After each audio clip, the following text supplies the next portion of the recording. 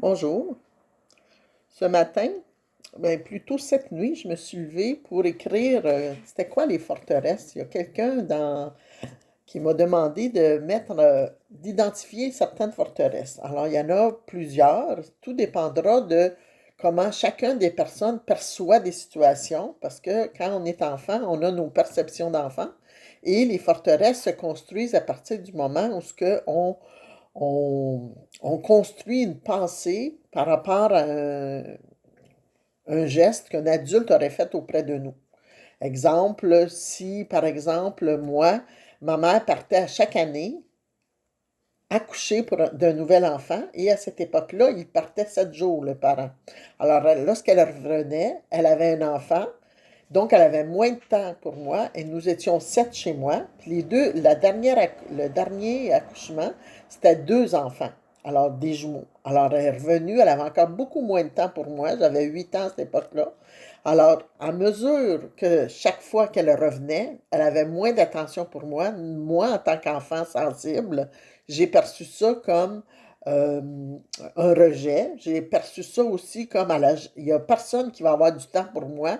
Donc, si quelqu'un veut s'occuper de moi, je dois extrapoler mes comportements, crier peut-être, parler plus fort, être plus tannante, faire des dégâts.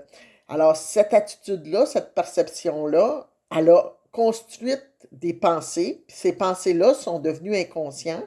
Et plus cette pensée-là devenait inconsciente, plus ça provoquait des forteresses, des attitudes dans ces forteresses-là. Alors ça, c'en est un exemple.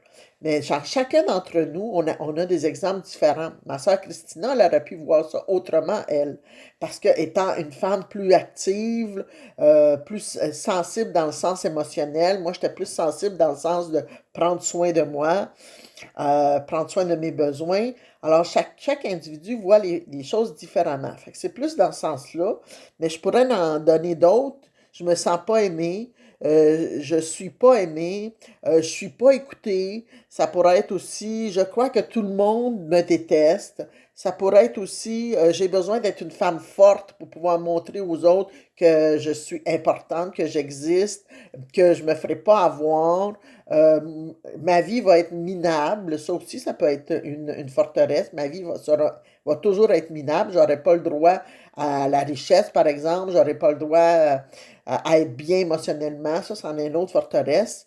Alors, c'est pour ça que je dis souvent que, alors cette nuit, ce que j'ai écrit comme phrase, c'est la forteresse, ce sont des attitudes inconscientes, des comportements acquis pour se protéger d'un inconfort interne qui engendre une réflexion et qui précède une attitude qui a pour nous sembler légitime. Au début, ça va nous sentir légitime de faire cette attitude-là, mais ça devient une forteresse parce que ça crée chez l'autre, quand devient adulte. La forteresse, c'est la problématique, c'est quand on devient adulte. Parce que là, cette forteresse-là, elle continue à grandir. Cette perception-là, cet inconscient-là, cette attitude-là continue et ça blesse les autres. C'est comme une forme de masque qu'on a.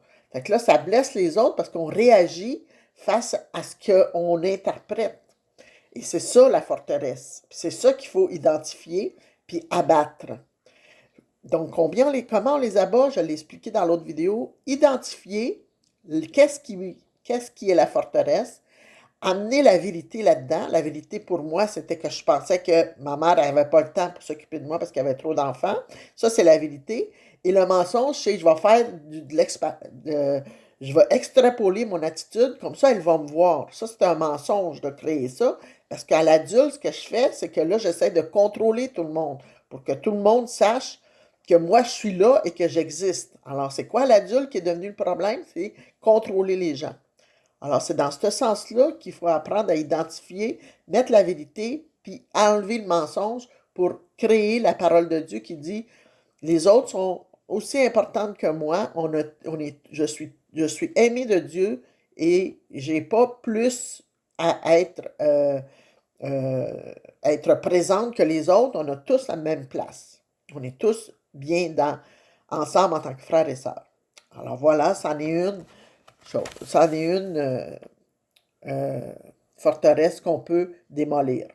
Voilà. Merci de votre écoute.